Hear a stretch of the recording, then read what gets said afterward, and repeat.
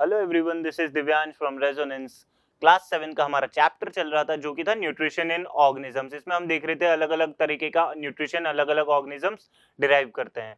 अब इसका पार्ट 3 है ये, और पार्ट 3 में हमें क्या डिस्कस करना है? पार्ट 3 में हमें डिस्कस करना है न्यूट्रिशन इन प्लांट्स, मतलब जो प्लांट्स होते हैं वो अपना खाना कैसे बनाते हैं। तो डिस्कस करते हैं इसे। Let's start with it. Photosynthesis, बचपन से हम सुनते आ रहे हैं कि प्लांट्स अपना खाना एक प्रोसेस के थ्रू बनाते हैं, that process is known as photosynthesis. Now let's discuss what is photosynthesis. भाई फोटोसिंथेसिस हो गया। एक चीज बता देता हूं, पहले भी बताइए शायद, फिर अभी बता रहा हूं। Photo equals to light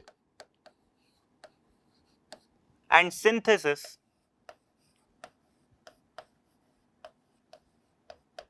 equals to building. ठीक है, मतलब फोटोसिंथेसिस एक ऐसा प्रोसेस है जिसमें क्या होगा, लाइट की मदद से खाना बनेगा। मतलब प्लांट्स लाइट की मदद से, यानी कि सनलाइट की मदद से अपना खाना बनाएंगे। डेफिनेशन देखें और क्लियर हो जाएगा। The process in which plants prepare their own food with the help of, ध्यान रखना, with the help of CO2 and H2O। पूछोगे सर ये CO2 और H2O क्या होता है? तो CO2 stands for carbon dioxide, gas होती है ना, वही है ये। CO2 stands for carbon dioxide and H2O stands for water. मतलब H2O क्या होता है हमारा? वाटर होता है। तो एक ऐसा प्रोसेस जिसमें प्लांट्स वाटर और कार्बन डाइऑक्साइड की मदद से अपना खाना बना लेते हैं in presence of sunlight and chlorophyll. मतलब क्लोरोफिल और सनलाइट का होना जरूरी है। क्लोरोफिल हम आगे देखेंगे होता क्या है, अभी सनलाइट का होना इसमें बहुत जरूरी है। जस्ट एक कैजुअल एग्जांपल की तरह लेना, घर में सब्जी बनाते हैं हम, तो उसमें रॉ मटेरियल्स हमें क्या चाहिए? आलू प्याज। मान लो आलू प्याज हमने रॉ मटेरियल की तरह ले लिए खाना बनाने के लिए। तो ये जो CO2 और H2O है ये हमारे रॉ मटेरियल का वर्क करेंगे। अब आपको खाना बनाना है तो आपको गैस की भी तो जरूरत होगी ना। बिना गैस के या बिना एनर्जी के या बिना आग के तो खाना बनेगा नहीं। तो दैट एनर्जी का काम कौन करता है? यहाँ पर सनलाइट करती है, और क्लोरोफिल उसमें एक बहुत ही इंपॉर्टेंट रोल प्ले करता है। आगे हम देखें कैसे करता है। अच्छा पहले एक बार देख लेते हैं, जो ये हमारा प्रोसेस है इसकी इक्वेशन भी होती है एक, फटाफट बता रहा हूं। Equation of photosynthesis. तो इक्वेशन क्या है? 6CO2। मैंने बताया कि यहाँ पर कार्बन डाइऑक्साइड यूज में आ रहा है, मैंने बताया यहाँ पर वाटर यूज में आ रहा है। यहाँ कार्बन डाइऑक्साइड है 6CO2, 6 molecules of CO2 plus 12 molecules of H2O। Light की प्रेजेंस है, क्लोरोफिल की प्रेजेंस है, तो क्या बना हमारे पास? C6H12O6, जो कि क्या है? ग्लूकोस है। C6H12O6 ये क्या है हमारा? ग्लूकोस। और ग्लूकोस क्या काम करेगा? ग्लूकोस ही खाना है, ग्लूकोस ही क्या है? फूड है। तो एंड प्रोडक्ट क्या बना? कार्बन डाइऑक्साइड और H2O की मदद से हमने क्या बना लिया? ग्लूकोज बना लिया, जो कि प्लांट के लिए क्या है? उसका फूड है। कुछ बाई प्रोडक्ट्स भी हमें साथ में मिलते हैं, वो क्या है? ऑक्सीजन। फोटोसिंथेसिस के टाइम ऑक्सीजन भी बनता है, जो कि प्लांट एनवायरनमेंट में रिलीज कर देता है, और उस ऑक्सीजन को हम यूज कर लेते हैं। नाउ वाटर भी मिलता है। बस ये याद रखने वाली बात है, अभी तो आप याद रख लेना। 6CO2 प्लस 12H2O, लाइट की प्रेजेंस और क्लोरोफिल की प्रेजेंस में क्या होगा? C6H12O6 हमें मिलेगा, जो कि क्या है? ग्लूकोस। क्या है? ग्लूकोस फूड है। ठीक है, आगे की बात करते हैं। Now requirements of photosynthesis. Photosynthesis की क्या क्या रिक्वायरमेंट है? इसका मतलब फोटोसिंथेसिस अगर करना है प्लांट्स को तो उन्हें किन किन चीजों की जरूरत होगी, देख लेते हैं एक बार। सबसे पहली चीज है sunlight. The most important thing is sunlight. Energy देने का काम कौन करेगा? सनलाइट करेगी। अगर हम कुछ भी वर्क करते हैं, कुछ भी बनाते हैं, तो हमें किसकी जरूरत है? एनर्जी की जरूरत है। तो sunlight is the ultimate source of energy. Photosynthesis के लिए एनर्जी कौन देगा प्लांट्स को? सनलाइट देगी। आई बात समझ में? ठीक है। Chlorophyll, these are the green pigments. Green pigments का मतलब ग्रीन कलर। ठीक है, क्या होते हैं ये? Green colour. Present in chloroplast. कहां पर प्रेजेंट होते हैं? क्लोरोप्लास्ट में। लीव्स होती है ना, लीव्स में कुछ स्ट्रक्चर्स प्रेजेंट होते हैं, और वही स्ट्रक्चर्स क्या होते हैं? क्लोरोप्लास्ट होते हैं, थोड़ा डिटेल में भी बताता हूं मैं। और उस क्लोरोप्लास्ट के अंदर हमें क्या मिलता है, क्लोरोफिल। लीव्स के अंदर क्लोरोप्लास्ट है और क्लोरोप्लास्ट के अंदर क्या प्रेजेंट है, क्लोरोफिल प्रेजेंट है। क्लोरोफिल क्या है, ग्रीन कलर है, ठीक है। अब बात करते हैं कि फोटोसिंथेसिस होता कहां पर है। कहां पर होता है फोटोसिंथेसिस, सर लीव्स में होता है। अरे लीव्स में तो होता है, लीव्स में भी कहां पर होता है, तो लीव्स में कहां होता है फोटोसिंथेसिस, क्लोरोप्लास्ट में। मैंने बताया क्लोरोप्लास्ट कहां है, तो एक बार देख लेते हैं लीव्स, ठीक है, लीव्स में ही होता है फोटोसिंथेसिस, तो लीव्स। अब लीव्स में होते हैं सेल्स। भाई एक छोटा सा पॉइंट है, की पॉइंट है, जितने भी लिविंग ऑर्गेनिजम्स है दुनिया में, whether it is plants, whether it is animals, they are made up of small things called as cells। छोटी छोटे सेल्स से मिलके बने होते हैं। तो लीव्स है, लीव्स में क्या प्रेजेंट है, सेल्स, और इन सेल्स के अंदर क्या प्रेजेंट है, क्लोरोप्लास्ट, और इस क्लोरोप्लास्ट के अंदर क्या प्रेजेंट है, क्लोरोफिल। ठीक है, क्लियर हुआ। लीव्स के अंदर, लीव्स किससे मिलके बनी हुई है, सेल्स से मिलकर बनी हुई है। सेल्स के अंदर क्या प्रेजेंट है, क्लोरोप्लास्ट, और क्लोरोप्लास्ट के अंदर क्या प्रेजेंट है, क्लोरोफिल।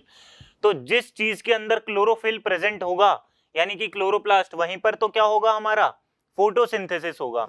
अब एक बार क्लोरोप्लास्ट को थोड़ा डिटेल में देखें हम। अच्छा एक बात और क्लोरोप्लास्ट के बारे में, ग्रीन प्लास्टिड इसे बोलते हैं, नाम याद रख लेना, ज्यादा अभी कुछ जरूरत नहीं है। तो this is the structure of chloroplast. ये किसका स्ट्रक्चर है, क्लोरोप्लास्ट का स्ट्रक्चर है ये हमारे पास। अब इसमें अब देखने वाली बात क्या है, ज्यादा कुछ नहीं, क्लोरोप्लास्ट में बता रहा हूं भाई, सेल्स है, सेल्स के अंदर भी, मतलब मान लो ये बॉक्स है, बॉक्स के अंदर कुछ प्रेजेंट है। तो लीव्स है, लीव्स के अंदर सेल्स है, और सेल्स के अंदर क्या प्रेजेंट है हमारा, क्लोरोप्लास्ट। अब क्लोरोप्लास्ट में दिस थिंग, ये जो चीज है, इसे हम बोलेंगे ग्रेना। क्या बोलेंगे इसे हम, ग्रेना बोलेंगे, ठीक है। इधर मैंने थोड़ा डिटेल्ड स्ट्रक्चर बनाया हुआ है। ये जो स्टैक लाइक स्ट्रक्चर है ना, सिक्कों की तरह जो स्ट्रक्चर है, इस सिंगल सिक्के को, इस सिंगल चीज को हम बोलेंगे थाइलाकॉइड। क्या बोलेंगे, थाइलाकॉइड बोलेंगे।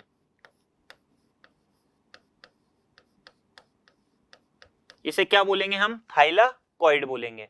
जब एक थाइलाकॉइड पे दूसरा थाइलाकॉइड, तीसरा थाइलाकॉइड, ऐसे करके सिक्कों का जो स्टैक बन जाता है, ऐसे अगर थाइलाकॉइड का स्टैक बन गया, तो इसे हम क्या बोलेंगे, ग्रेनम बोलेंगे।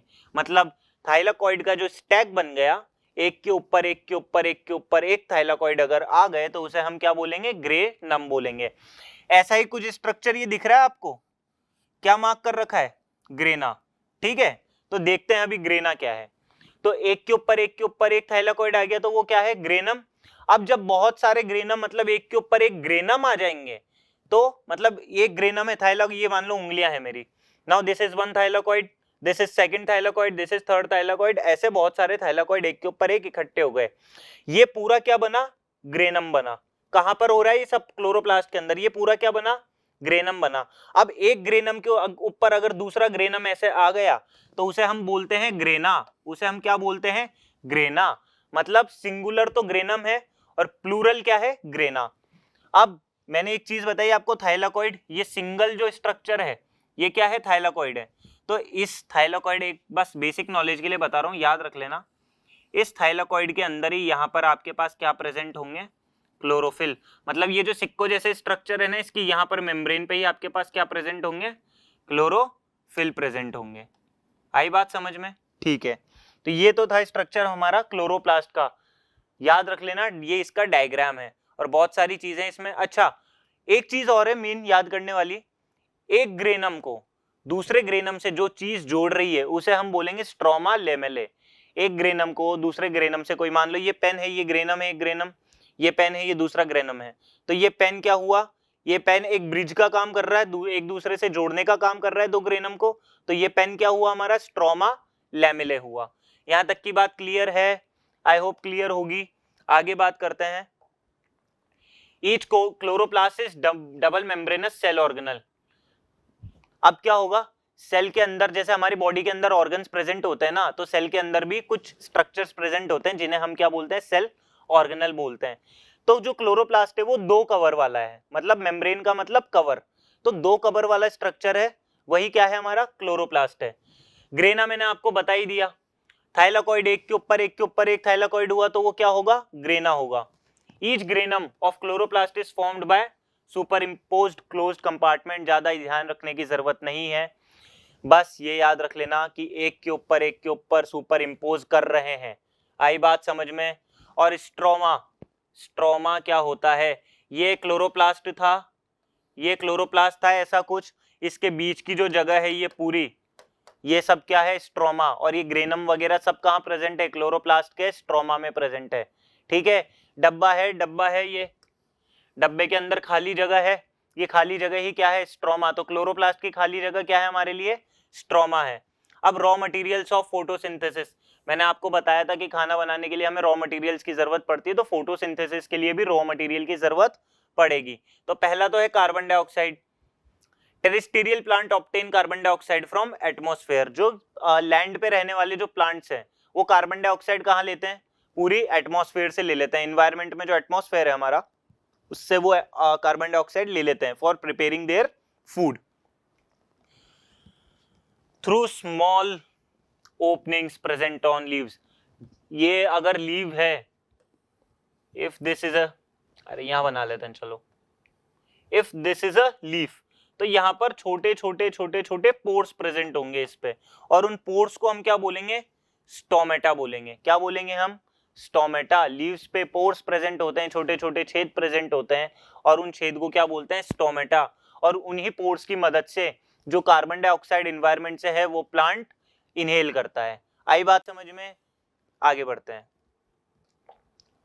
वाटर, भाई एक रॉ मटेरियल तो क्या हो गया था, कार्बन डाइऑक्साइड। दूसरा रॉ मटेरियल क्या है हमारे पास, वाटर है। Plants absorb water from the soil by the process of osmosis. एक प्रोसेस होता है जिसमें प्लांट क्या करता है, रूट से वाटर को एब्जॉर्ब करता है, रूट की मदद से वाटर को एब्जॉर्ब करता है। कहां से एब्जॉर्ब करता है, सॉइल से एब्जॉर्ब करता है। ठीक है, this water is transported by leaf. अब ये एक चीज होती है जाइलम, आप फर्दर क्लासेस में पढ़ेंगे। तो इस चीज की वजह से जो वाटर वो रूट से एब्जॉर्ब करता है वो पूरे प्लांट तक पहुंच जाता है। मतलब अगर ये प्लांट है, मान लो दिस इज अ प्लांट, ठीक है, ये इस प्लांट की रूट्स है और ये क्या है, सॉइल है। तो ये सॉइल में से जब वाटर एब्जॉर्ब करेगा ना, तो ये पूरे प्लांट में उस वाटर को ट्रांसपोर्ट कर देगा, यानी भेज देगा। फैक्टर्स अफेक्टिंग फोटोसिंथेसिस, ऐसी क्या क्या चीजें हैं जिससे फोटोसिंथेसिस अफेक्ट हो सकता है या फोटोसिंथेसिस होने में परेशानी आ सकती है। सनलाइट यानी कि light, normally plants utilize sunlight but marine algae can perform photosynthesis even in the moonlight.